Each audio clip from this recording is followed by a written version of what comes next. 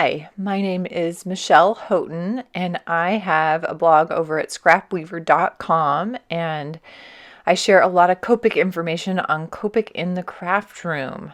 But today I am here to share a new item that is from Tailored Expressions. They've asked me to share this with you. This is something they're going to be sharing on their blog. It is some skin and hair charts for Copic users, but you could also use it for any other type of medium that you like to play with. So what they've done is they have three pieces. The first is this one that you're seeing now, and it has some color combinations that they have already tested for you. There's 4 skin tones on the 2 pages. So you have a light skin, medium, or a light medium, an average, or a medium and a medium dark. So those 4 skin tones are repeated 4 times. And then what you're also seeing is actually 16 different hair combinations. So they range from blondes to browns all the way to grays.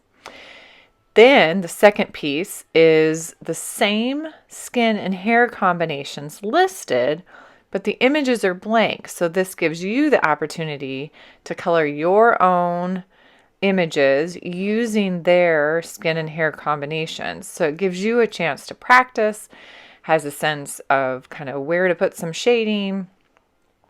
The third piece is truly blank sheet. So the image is blank, but then also the skin and hair lines are blank as well. So you can fill those in yourself and test out new combinations and try your hand at some new skin and hair combinations that you like and save those so you can come back to them later. So I'm going to run through 2 of these little girls. I'm going to run through one that is done by the artist at Tailored Expression, and then I'm going to do one of my own. Now, I work opposite of what this person does normally. It looks like by the color she's listed that she works from dark to light. I tend to work from light to dark. So I'm going to start with that number that's all the way, or the marker number that's all the way on the right hand side. So I'm starting with E21 on her skin, and then I'm moving to E11. So I'm going light and then going into the darker range, and I base with that light color, and then I start adding with small flicks that mid-tone, and then here comes that second color. It's E13, or it's the third in the list, but the second mid-tone. And then the darkest is this E15, and it just goes into those darkest areas, a little tiny bit up under her bangs, in the very corner of her cheeks, those darkest areas, and into her ear. And then I go in reverse. So I've worked back through my E13, E11, and now E21 to blend those colors together. So that looks fairly similar. I obviously copying, sending out through your printer or something that's been colored with Copic, it's not going to be exact, but this is going to get us pretty close.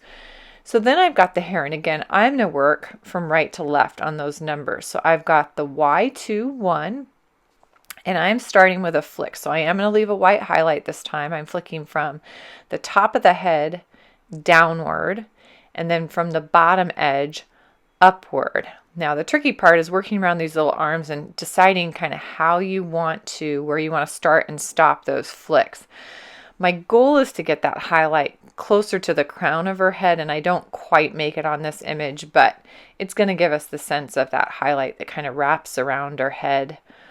It is going to be darker, kind of by her, where her neck would be. Obviously, we don't see a real visible neck on this image, but kind of falling behind her shoulders, that area is going to be darker. This next color is that Y23. I'm going into those darkers, and when I flick from the top down with the darker, and then the third color is this E31. The length of the flicks doesn't necessarily get shorter. You just use fewer flicks, and I'm way up on the tip of that nib now. So those flicks are thin. So my pen is very vertical to the page, kind of perpendicular to the page. Don't forget to turn your paper when you need to. I have a hard time when I'm filming to do that sometimes, but you can kind of get a sense. I'm adding a little bit more of that E31 to darken up some of that. And I don't do any blending. You could, but I choose not to, so you can see that texture. So now I'm going to share a combination that I like for skin and hair. This is an E50 base. So again, nice smooth base. I can touch her ears, her neck, her hands. The face is the most important part. And then I'm coming in with an E53, flicking from the sides inward, kind of giving that roundness to her shape. From the bangs down a little bit, because we know there's going to be a heavy shadow under her bangs. E11. Go into the center of her ears, under her chin. And then E04 is going to be my darkest color, and that hits way out into those corners. Those are the deepest shadow areas. So E11, I go right from the E04, kind of hit that edge of that color and pull that out a little bit to soften that edge. E53, same thing. Start at the edge of the E11. Pull that outward, and you have to go over the E11, that darker shade, a little bit. Same with the E50. I'm probably gonna have to re-wet the center of that face and work my way into the E53 to smooth that out. So the hair combination is a unique one that I learned from Colleen Shawn. It's a favorite of mine, and it's really unique. R83 is going to be the base, and I almost make the white disappear, and by the end you're really not going to see much of the white, so you could just fill in with the R83 if you wanted to. I promise it will not end up looking pink as it does now. R24 is next, and again, I've already gone all the way up to that vertical position with my marker, so you see those individual flicks from the crown outward, kind of following the line of the shape of the hair, and working from the bottom edge upward, kind of figuring out around her little arms. And I'm trying to make it look like the arm's not there, that those flicks kind of continue up and beyond as best I can.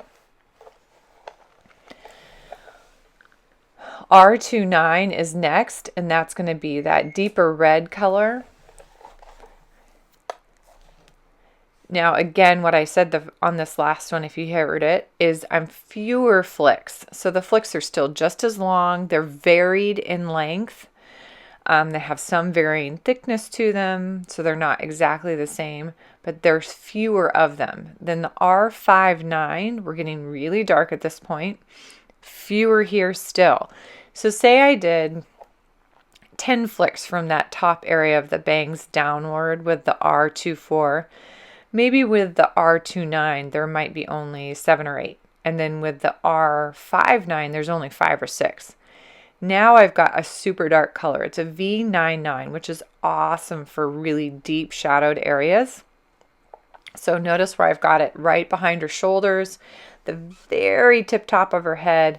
Now this one I am going to soften a little bit. I'm coming back with an R29 to kind of soften that just a little bit. And then that R83, I'm coming and filling more of that white area in. One of the things I like about Copics is you can come back and forth several times with colors. I love how her bangs are looking, so those are pretty much done. I'm going to add a little bit of colorless blender to brighten up those highlights right across the front. And then I kind of decide, I'm not sure I like as much white behind her ears. I feel like it kind of stops and has this stripe. So I'm going to use the R24 and a little bit of the R29 to continue some of those lines. Not a whole bunch, but a few of them a little bit longer behind her ears, just to soften that up a little bit so we've got this little bit softer view. So that is a color combination of mine that I pull out every once in a while, and I hope that helps you. But this is a great tool from Tailored Expression. Remember, there's 3 pieces to it. When you go ahead and get this from their website, you get the colored images already that you can use as reference, that have those color combinations for the 4 different skin tones, 16 different hair colors. Then they have the blanks that you can try out those exact color combinations. And then they have sheets that are totally blank for you to collect your own color combinations. Thanks for joining me today, and make sure to check this new product out at Tailored Expressions.